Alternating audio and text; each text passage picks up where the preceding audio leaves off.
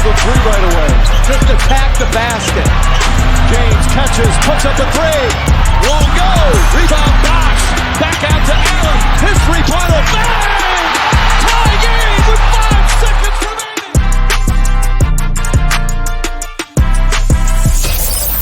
Welcome to the Ultimate Super Coach and Fantasy Sports Show. You are now listening to the Insight Fantasy Sports Podcast.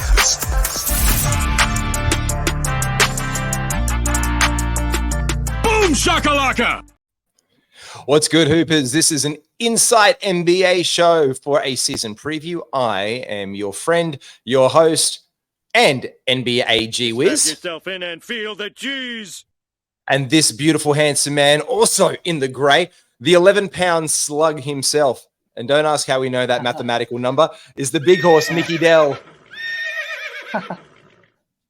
I love that. How are we, G? I'm getting into this. Yeah.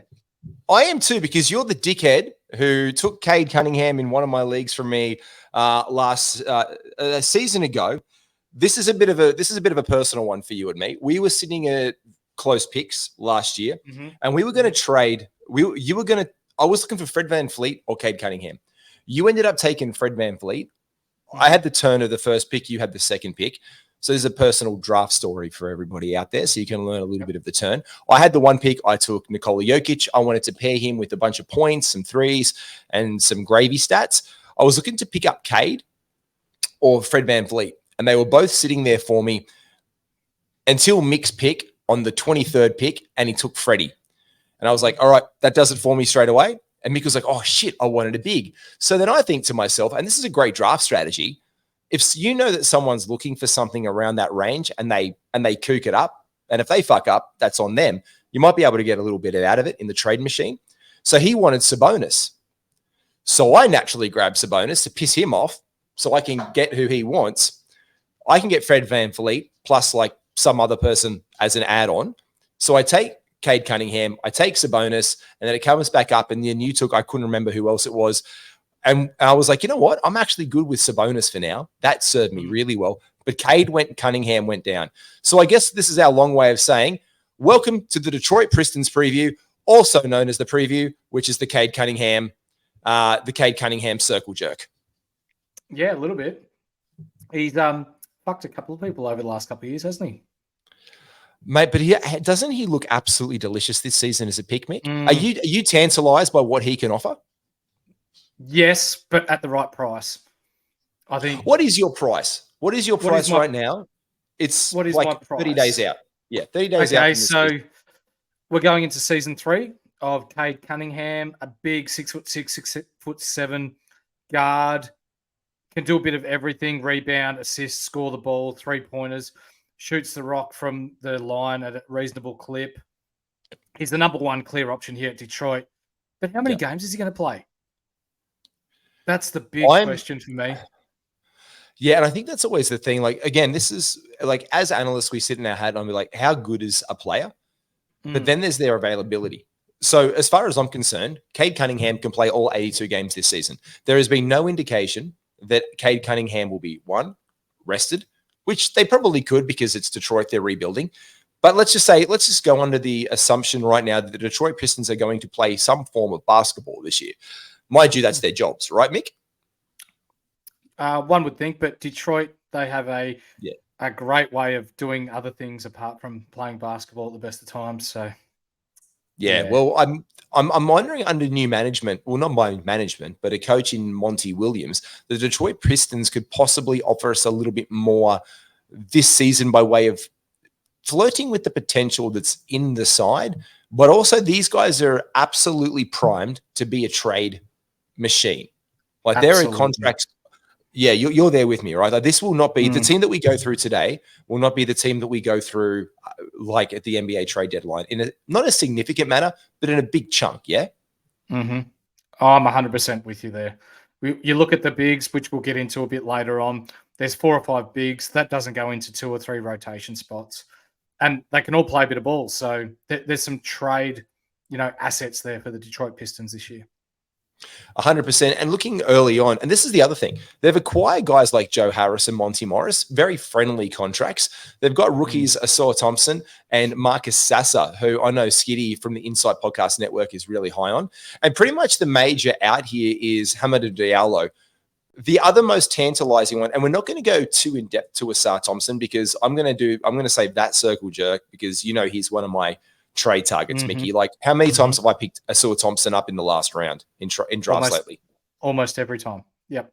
Almost every time. He's starting now to get a bit of attention as possibly there's rumors of him starting.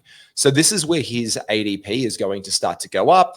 And I'm not looking at picking him up in the last round anymore. I was lucky to be getting him in the last round, especially on that early turn. So if you got an early pick and Asar Thompson was around, great. He's there. Sasser, not really relevant, you think, this fantasy season? Not yet. We'll wait and see how the Cade Cunningham situation goes and what their win-loss record is and how hard they tank again. Yeah, the silly season. He's a silly season star Sasser. Yeah. Can you say that fast? Silly season star Sasser? Will be a silly season star Sasser. Don't ask me to say it 5 times though. Hold your tongue. Is that one of the ones that sounds like what's that old thing back in primary school? You used to hold your tongue and say, I grew up on a pirate ship. Yeah. I grew up on a pirate ship. All right, exactly right. Yeah. Well, I grew up with believing that Marcus Sasser might get some run down the stretch if undoubtedly, things go sideways and contracts go out and they just let the young guys go and the Pistons fuck about again and want to get a lottery pick. Joe Harris is on this team. Joe Harris, this is the thing. Joe Harris is on this team from the Brooklyn Nets. I love Joe Harris. Like he can flat out shoot the three, can't he? He can, but he hasn't given us much the last couple of seasons. Do you think there's not a bounce back potential for Joe Harris, but do you think Joe Harris is going to play any meaningful minutes in this? Like, these are acquisitions. This is the second unit squad, really, isn't it? Monty and JoJo. Yep. I think Joe Harris as a streamer for threes. That's about as far as I'll go with him. Yeah. And Monty Morris is going to be Monty Morris picking him up. The guy who saved me and also killed me by field goal percentage last year, which, by the way, let's talk about field goal percentage and Cade Cunningham later.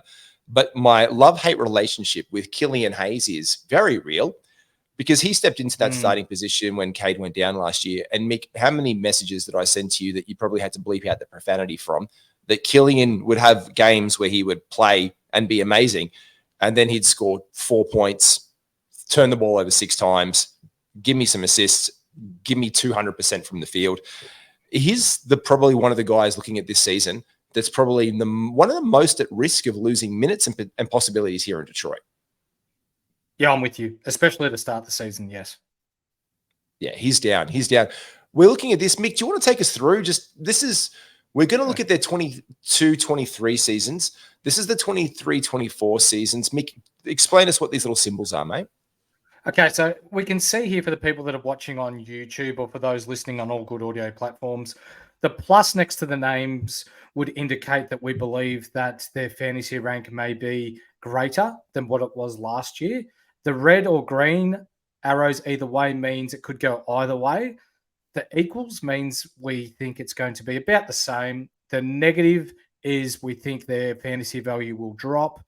And the big stop sign, no-go type of sign that we have there are do not touch.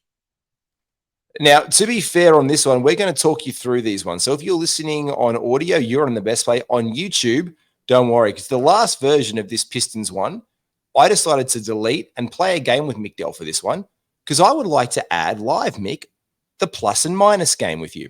So these are all out of jumbled order, and I would like to ask you what they fall to and how you see them coming out this season. So it's very, very simple. We're always going to do the necessary exercise of where would we reshift these last season if this was an absolute shit show and these were all in the wrong way. So Bojan Bogdanovic, he finished the 22-23 season as the 71st ranked player, didn't play all the games, obviously was rested because he had a broken pinky. Tank. His ADP was 130. He returned massive value. Like, I've streamed him in. I've pulled him into teams for years. But this season, do you think that he'll return the 70th ranked value? Yes or no? Up or down? The same. Why? Because I believe he's one of these trade chips for Detroit.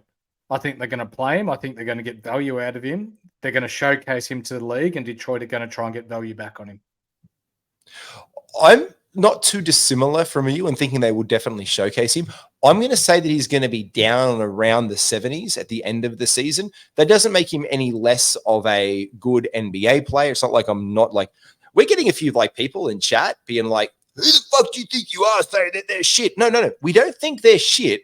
We're talking about, if you look at the 22-23 season and what their fantasy rank was, if they're going to return the same fantasy rank this year. Now, if you change situations in an NBA team, you might not get as many minutes. You might not get as much usage. You know what I mean? Like, it's not that we think they're a bad bloke. We're not sitting here trying to shit on them, but we are saying that this value is not going to be where it was last season. And a lot of the times these exercises are done when people look at past like performance. We're not looking at past performance. We're looking at projections of future performance here.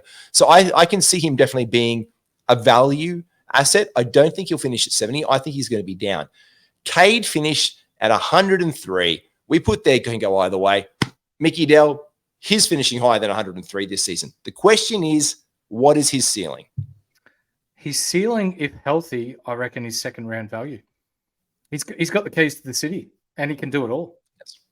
He really can. And I'm right there with you. If this is a second guy, a second round guy in a definitely second round in 14-team leagues, 12-team leagues, definitely he's edging that second, third round value. Yes. I guess there's a little bit of buyer beware, as you said, Mick, earlier on, like that injury history, that whole like not knowing what you're getting component could cause him to slip in your drafts. And his ADP currently isn't a top 20 guy, but this is a legitimate top 20 fantasy player. It's so friendly. He's so friendly for a fantasy game, especially if he can pull those steals up. The thing is, he gets 0.6 blocks. Being a bigger guy, as you said earlier, Mick, he also is pretty good on ball and actually can return you the occasional block that not a lot of point guards can get. No, that's right. I'm going to throw this to you, and just a simple yes or no answer is fine. Yes, Cade Cunningham for most improved. Is he in the conversation if he plays a full season? Nice. Yes. I think he's value there. I would actually like to. I'm going to look that up. Is that actually? Have you looked at that on a punt odd or on any kind of sports media site? I definitely have. You have. And it was paying $17. It's got to send me a bloody passcode. I'm going to have to do a 6-digit verification, Mick, to check this out. Is it still paying $17? Can you get? Oh, here we go. Sports. Here we go. I'm not going to read out my thing. I'm not going to do that like that thing online where I'm like, yeah. All details are correct. Blah blah blah. I'm going to look at this right now. Talk me through Jalen Duren, up or down. I'm going to look at this odds on this because that could be a nice little shout. I traded in Jalen Duren last season, and I was a little disappointed with him. I thought that Detroit may give him the keys a little more than what they did, but as we can see, according to our graph here, 9.1 points, almost 650 or 65% from the field. Free throws let him down, 61%. 8.9 boards a game, 1.1 assists, 0.7 steals, and almost 1 block. He's in that log jam with Wiseman, with Bagley, with Isaiah Stewart. It is an absolute shit show. I'm going to go with what the icon says there, and he's not going to return value this season. I wish that I could say yes to him. I really wish that I could say that he's going to be up. I think he is one of the cases that could be similar value only because of the long jam. So for me, he can go either way guy. He could go back. He could go up. And I know that's pretty fence sitter of me for Duren.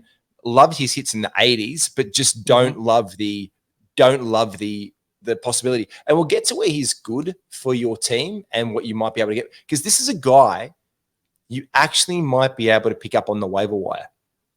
Because someone is going to get frustrated with him. Like, Mick, you think someone's going to drop him? Yep.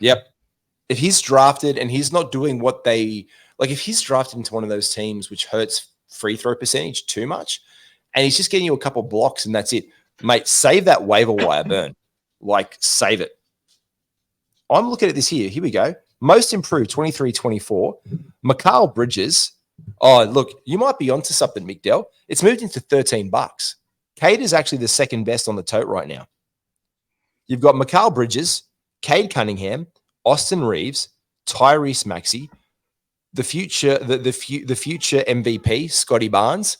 I'm only saying that for the Rookie of the Year lovers. You've got Şengün, Anthony Simons, and Mobley as most improved. Of all of those guys, Mikal Bridges finished off the season hot, so I don't know if we could award that to him. Austin Reeves, I think, is going to do Austin Reeves things. I love it. The trade potential for Harden opens up for Maxey, but he's already a very good player. Scotty Barnes, as I've called him, bounce back Barnesy. Cade Cunningham at $13 is very tasty. It is. Yeah. That is a very interesting one right there. Monty Morris. Last year, he finished the season as the 147th ranked player. Do you see him coming over into this team, returning the same, plus, minus, or down? I'm not a huge fan of Monty Morris. I'm going to say down. Yeah, I'm going to say down. Oh, you know what? I'm going to say equal. I'm actually going to say equal. My gut tells me equal value at the end of the year. I just think he's going to find his way into being a more dependable replacement point guard than Killian Hayes. I think this is very much like if Killian Hayes goes sideways and doesn't perform this year, like you saw that, look at that field goal percentage for Killian Hayes. He's down. So for me, that's an auto down. Monty is about equal. His field goal percentage will absolutely fuck you up 100%. Like he's like about 5 shots of absinthe on your Friday night with your friends thinking it's a good idea for your first time and be like, that's okay. It's only absinthe. He will absolutely mess you up and you'll be feeling bad about it the next day if you pull him into your side with his field goal percentage. Unless he's miraculously turned into Shai Gilgeous-Alexander and can get you plus 500, he is not the point guard you want to be streaming as a backup in Detroit. It's Monty Morris.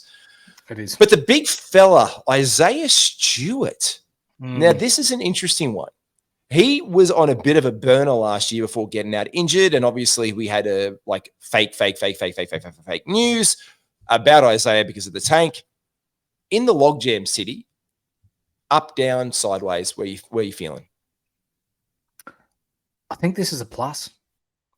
Isaiah Stewart. Yeah. He's developed a nice outside shot for a big guy. Yep. I think that he can coexist next to Jaren.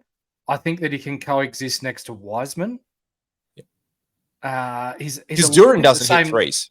No, he doesn't hit threes. Purely an inside. Yep. I think he's a better Bagley. Better bags. So that then, let's just skip over Alec Burks and Ivey for a second. And Bags, plus, minus, equals, or sideways? Minus. Yeah. I think Bags is the odd man out here. Detroit seems intent with just taking fucking lottery picks. Like old lottery picks, distressed assets. Like I've heard Bill Simmons in his podcast talk about these distressed asset guys before and like, you know, bring them in like heat culture and all that kind of thing and those kind of guys. This is like, if you look at this, they've got 2 former like top 3, top 5 picks right here in Bagley. Yeah. Like Wiseman and Bagley, they're both being distressed assets on their respective teams. They seem absolutely obsessed. And their GM was like really keen on Wiseman. The Warriors took him. They're like, oh, you guys aren't going to play him. Let's give him a future. And then they rolled him out for minutes down the stretch there after that trade. But it is providing a logjam. And Isaiah Stewart wasn't healthy. You make the big stew healthy. And there's 4 guys in that rotation there. And we'll get to this later on. We will cover that later on in the pod. But this is the issue. Alec Burks is going to be about equal value, 183rd, because I don't think he's going to be on this team come the end of the season. And I'm saying don't draft Joe Harris off the rip straight away. I'm agreeing with that as well. Don't draft him off the rip as a streamer. So those 2 guys, Berkey, about the same. Harris, for me, Harris, don't draft him, but stream him. Where are you, Mick? Yep, I'm the same. But I will ask you, why aren't people talking about Jaden Ivey? I do not know. And this is the next thing that we want to ask. I am plus on Jaden Ivey because he finished the season as the 100. I'm a plus on Jaden Ivey returning better than the 196 value. Now, whether that is 192, I'm not wrong. That is better than 196. But I think he has a potential to play off ball a little bit. And I don't know. In my head, I am playing like, when you're a kid and you play toy soldiers and you move them all over the paddock and be like, I'm going to put you over here. I'm going to put you over here. If I'm Monty Morris playing toy soldiers, I'm just going to superimpose a team on you, the Phoenix Suns. And in that offense, in that system that he ran, Cade Cunningham, CP3, ball handler, primary, but more show like this. And I'm talking point book here for Cade. Off-ball movement, which Ivey has shown that he can play at times, but he was just labeled with getting the ball because Killian sucked like the left nut out of everything last season, which is not his main role. And that wasn't his jam, but he did okay. He was putting up 5.2 assists a game.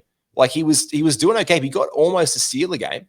It's not like he was shithouse, but he was putting under a pressure to be the guy. Mate, if that pressure's off, what do you think that opens up for him? Oh, just efficiency, number one. I think his points come. I think his efficiency goes way up. There's less pressure on him that way. He's not someone that can create by himself, but someone that moves off ball, that can hit the open threes off screens and slips and what have you. I see him as definitely be draftable. What round? 10s, 11s, maybe. Yeah. I think that he's going to return value this year. Yeah, I think he's a bit of a sneaky one to pick up late. He was pretty decent. Like he played like pretty well in Purdue. Like I'm looking back, I want to look at his his percentage off the ball and his screens a little bit deeper. When I looked at his 3-point percentage, it was pretty decent. But it was those catch and shoots off the ball instead of being like in charge of an isolation scorer that I really was impressed that he could bring and translate to the NBA. And I think he has an opportunity to do that this season. And I think that's where we come to our starting five, because this is how we see it shaping out, though we could be wrong. And we do want to like do the caveat. Like, of course we can be wrong. We're just a couple of dudes with opinions and some insights. And if we were the organization, this would be it. We don't think it can be the case because we are hearing that Asur Thompson's going to be brought on later in the season. But this is who I'm starting if I am Monty WIlliams, because we heard that talk and now Mick, he could be in as a small forward. Yeah, I really like his game. He's long. His defensive mindset really suits this team. You think Detroit Pistons, you think old school tough basketball. Yeah. Him alongside Jaden Ivey, that's going to free Jaden Ivey up to not be the primary ball stopper. Like last year, you're talking about Killian Hayes. You're talking about Marvin Bagley. Ivey had to do it both sides of the ball. And no wonder the guy was fucked by the end of games. So you've got someone that's a stopper like Asur Thompson. That's going to only benefit Jaden Ivey. Yeah, 100%. And I think, hey, Mick, I've got an idea for you. You love AFL. Yeah? Love it. Who's the defensive stopper in an AFL squad? What position plays that? A tagger, normally someone that's, an inside midfielder or someone in the back line. Great. Mick, I've got the best tagger possible in your team coming to your team. I'm giving you like my team's best tagger so you can have the best tagger in your team of all your dudes, because your taggers are shithouse. They don't show that much potential. There's a few okay blokes in there. They can put some defense and pressure on the ball, but you need a really legit tagger. I'm going to give you one. You're not going to play him. You're not going to play him as coach. Nah, that's horseshit. I'm playing him straight away. There you go. And that's exactly what Asur Thompson is. Like, I'm giving you like the best dude possible in your fucking team to do it. He needs to play the minutes. And this is why we think he should start. And of course, Mr. Bojangles doesn't bring that much in the way of defense, but he actually can. Like, he's actually a pretty crafty defender. He's good off ball. He's got that international friendly defense game. You've got a legit rim protector in Duran. Duran also, if he can get those blocks up to like 1.2, 1.3, 1.5 a game, that's going to shoot his fantasy ranking up into the top 100. It's easy because he gives you an absolutely elite field goal percentage at 648, doesn't he, Mick? Mm-hmm. Are they going to start James Wiseman? Are they going to start Duran? This is the question. So what we're hearing out of them, if our what we want to be the starting five would be this, but we are thinking in hearing that Asua Thompson is going to be off. Bojan will be the small forward. Bogdanovic will be the small. And then there'll be Stewart or Wiseman as the power forward because they are so invested in this. Oh, these guys are lottery picks. They're so invested in Bagley or Wiseman playing that power forward spot that they're missing out on the potential here. And then who do you move in this team? Like Duran goes to the bench and they play small ball with Wiseman or Stewart or Bagley as the five, and then these guys, and then that's insane because this is probably your best center in Duran. Yeah, good luck if you're picking up any center from Detroit, because it is literally going to be a lucky dip as to who plays each night. What's the over unders for finding these guys on the waiver wires this season? Oh, huge. 12 more. These guys are going to be readily available at times, you think? Absolutely. Yep. And this is where you find those stream targets in these teams. So when we're talking about these projected starting fives, we're not ripping on everyone. We're like, okay, so what value can you return? You can draft in the start. This sounds almost insane to say, but you could probably draft the starting five of the Detroit Pistons in fantasy basketball this year. Where you draft them is obviously at your own leisure or where you think they should go. But all of the starting five that we have on screen right now are draftable players in fantasy this season. Mick, will you draft Cade? Yes. Will you draft Ivey? Yes. Would you draft Asua Thompson? Yeah. Yes. Would you, Mr. Bojangles Bogdanovic? Yes. And would you draft Jalen Duran? Late, but yes. Okay. Then by the same extension, would you draft James Wiseman? Oh. Late, if he was there. Flyerish? Yep. Caw. Marvin Bagley. The third. Not the first two Bagleys, but the third one. Yeah, no, he's burnt me too many times. No. There you go. So these are the guys that you don't draft necessarily, but you definitely look to target them on your waiver wire if you need maybe some field goal percentage, if you need some rebounds, because they don't do a hell of a lot of beans and other stuff, and we'll come to that one. But the number one guy that you want to make sure that you are trying to snap, because as we've both discussed, we want to see this Cade and Ivey backcourt, don't we? We want to see how this plays out. Yeah, we do. What do you think would look like stats-wise for these guys based on their last few years' outcomes? Cade Cunningham, we'll say 23, 7 boards, 8 assists, and a steal. For Ivey, 19 points, better percentages, probably not as many rebounds, not as many assists, but his steals will go up. So I see Jaden Ivey more points, but more efficient. He has, if you're talking about a 12-team league, you're talking top 144. He does have top 150 potential. As you said, Mick, I think he could be about a 20 points a game scorer unleashed, potentially. I definitely see his 3 points going up off the ball. I think with less attention on him, without him having to do some isolation work there in Detroit, that he could go up to the 2 threes a game. I think that's on better efficiency, whether it's 430, but it's better than 416. If you can work on that free throw and get that up to 800, his rebounds will settle. They're not very good, as you can see. His assists will come down because he's not going to be required to be a playmaker in that team. So you have to take the air out of the tires on Jaden Ivey ever giving you 5 assists again in his NBA career, because that's not his role in the NBA. But he could get you a steal again, as you said. Asura is the unlock there. There's obviously nothing on the board. But geez, he's tasty. Like Mr. Bojangles, Bojan Bogdanovic gives you what you need. 20 points a game, 2.5 threes. He is an elite free throw shooter, as you can see. His rebounds aren't great, but he's not there for that. His assists are serviceable, but you're there for the threes, the points, and the elite free throw percentage. So if you're punting maybe assists and rebounds, probably more rebounds, if anything, this is a guy you're going to target in your draft, and his value goes up exponentially. 100%. Yeah. Our guy. his minutes were inconsistent over the course of the year, but what we got here is our points per game. You can see he's improving. His field goal percentage has always been a question. He is the undisputed number one. What red flags do you see in Cade Cunningham this season? Health. Mm-hmm. That's it. I think. Yeah, field goal percentage will go up. Third year in the league. He's got, well, they talk about ages in preseason. So he's had 2.5, because your first rookie preseason isn't really a preseason when you're talking NBA standards. Yep. I think his body will be more acclimatized to the NBA landscape, so to speak.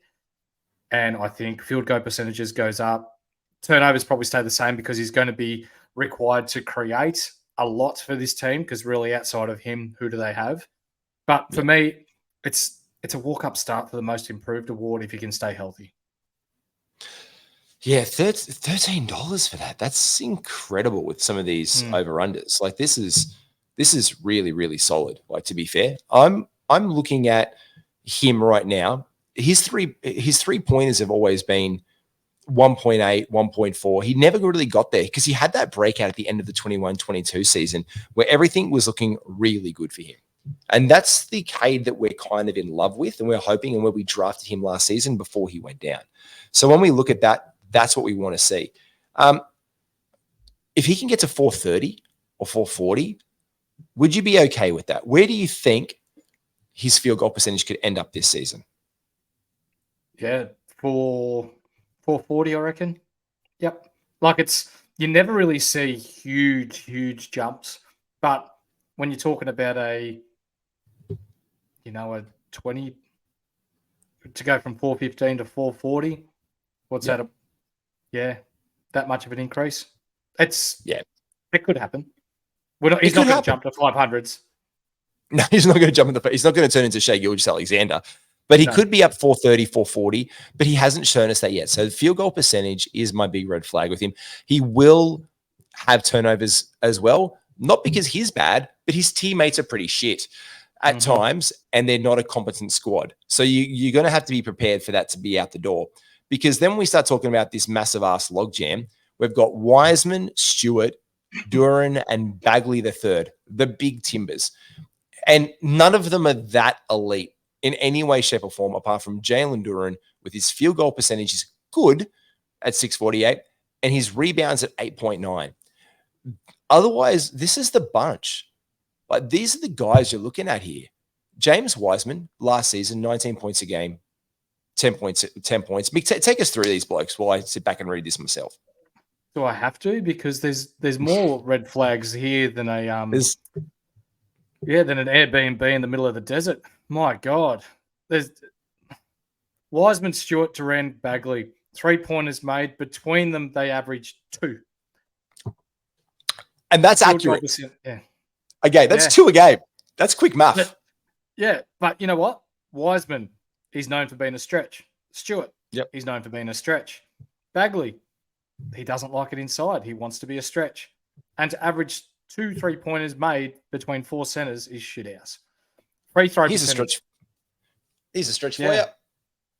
Oh, it's really good. And it's really easy to do, unless you're an NBA player with no 3-point shot, because James Wiseman has never shown himself to be a stretch. It's the illusion of James Wiseman. Also, the NBA 2K version of James Wiseman that you got control of and decided to put all these fucking points on 3-pointers, and we're knocking them down from the corner every single time. And that's a Mick Dell thing. I love it. Yeah. But that's the illusion. That's the illusion of 2K, of Wiseman. For people that play 2K, there is a massive difference, and I learnt this the hard way in my first year of fantasy, that nothing from the 2K game translates into NBA fantasy. No, it doesn't. And this was when you were this was a very early on Mick Dell situation. The first time I remember you ever played NBA fantasy years ago with us. I finished bottom. Yep. You finished bottom, and then you've climbed back ever since, and you've been on that upward trajectory. You listened, you took in everything. You're like, I am not going to suck balls again. Shout out to our boy Nate Hand. Love you, Hand. Nate, he was the same way. He was bin juice in NBA fantasy. And he was like, fuck that, I'm getting a strategy, and he committed to the process of learning, listening to podcasts like this one, and getting all the information he can. This is why we say the only guy you can serviceably, not the only guy. The only two serviceably possible draft targets that I have in the big timbers in Detroit are Jalen Duren, and I'm going to say Isaiah Stewart. Only because I like that Isaiah Stewart he's re-upped there. They obviously like him in the organization, even though they're invested in everyone. But he's like that Nas Reed stretch. Mm-hmm. Like, you know what I mean? Like, I think it's similar. Like, it's a comp. Would you say Stewart and Nas Reed, apart from the haircut, is a pretty similar vibe? Well, they both got similar deals. Stewart ended up on a 4-year, $44 million deal as well. There you go. So this is like and this is the thing. Look down. What rim protection is there? None of them get a block a game. No. So they block it an okay-ish rate. They all like turnovers. They don't really give it over because they don't need to. But there's no steals happening. There's no playmaking happening out of this center position whatsoever. The rebounds for Duren are very good. Stewart's just down is good. Wiseman, he's the worst rebounder in the lot. Bagley's at least brings you. He's at least finding his role. You would say Bagley's the most improved of the guys who've come into the squad of him and Wiseman.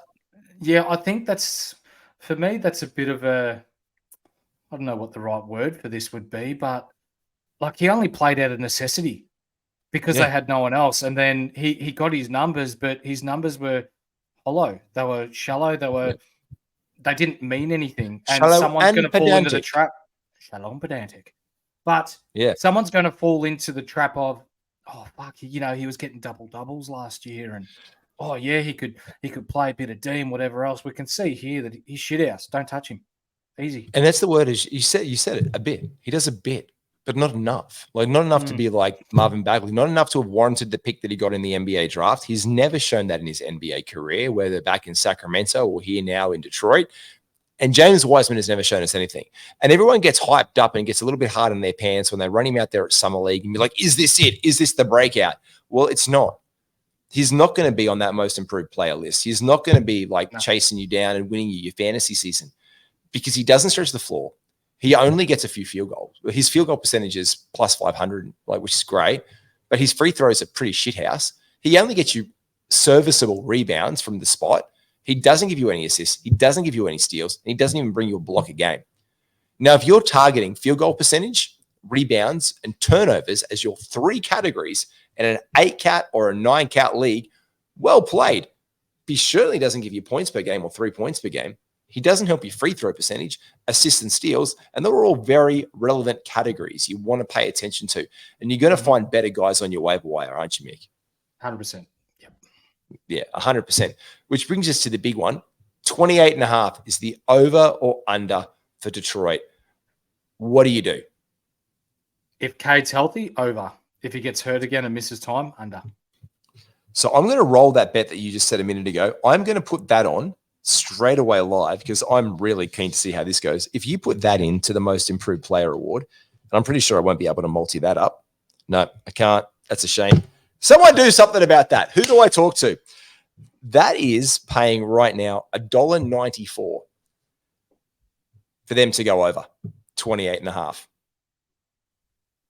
That's got a little bit of juice on it in a multi for teams over unders. It does. Yeah. Like they're not going to be competitive, but do you reckon they're actually going to suck that much? No.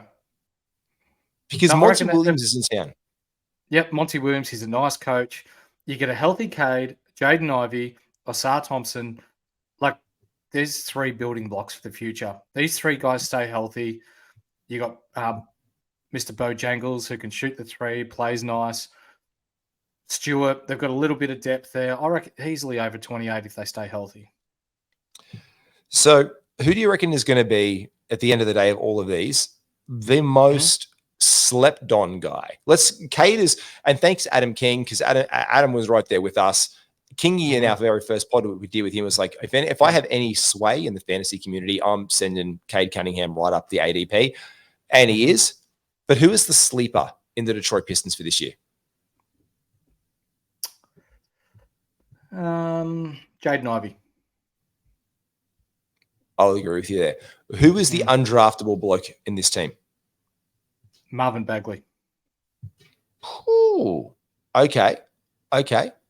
I would actually agree that there's a whole bloody ton of them. I was There going to is. say Alec Burks. Berkey. Yeah. Him No. too. I think Joe, and let's go back to that. I think Joe Harris, Alec Burks, and Bojangles and Bojan, they're trade chips. They're not on this team. And I think one of these centers is not on the team, whether it's Bagley or it's Stewart, because of how invested they seem. Although they've got that Stewart contract, because of how invested they've seemingly been with Bagley and Wiseman, if they're tantalized enough to keep them around, these four guys could be very off. I think and Killian Hayes are all going to be packaged somehow, somewhere, in some way for this team. Do you know how I see this going, G?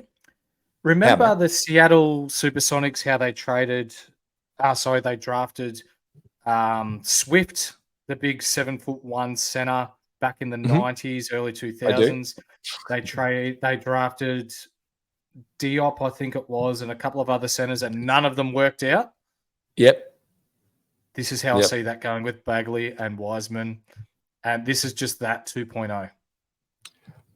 I've got something really saucy for you, McDell, that I've been saving for this. After you said that, I put a cheeky little multi together with Cade. It's called the Cadence. I'm going to call it the Cadence. Okay. Most improved player, Cade Cunningham, 13. Luka for MVP at 7. Wow. Just a toy. I don't think Luka. Yep. Maybe this is the season that Luka gets the MVP that we've always said Luka is going to be MVP, whatever. Quickly is 6th man of the year. And Wembanyama, these are also taken from the top 3 guys inside every bracket. Wembanyama for Rookie of the Year, because that award is absolutely designed for him to win, because you don't have to play 65 games. So if they rest him, he can win it. At power play, it's $2,070. Wow. All based on Cade. You take Cade out of that and put in any and the hot option, it drops down to $150. So my multi that I will be putting on, I'll do a couple, but it'll be Evan Mobley, Defensive Player of the Year, into Cade Cunningham, Most Improved.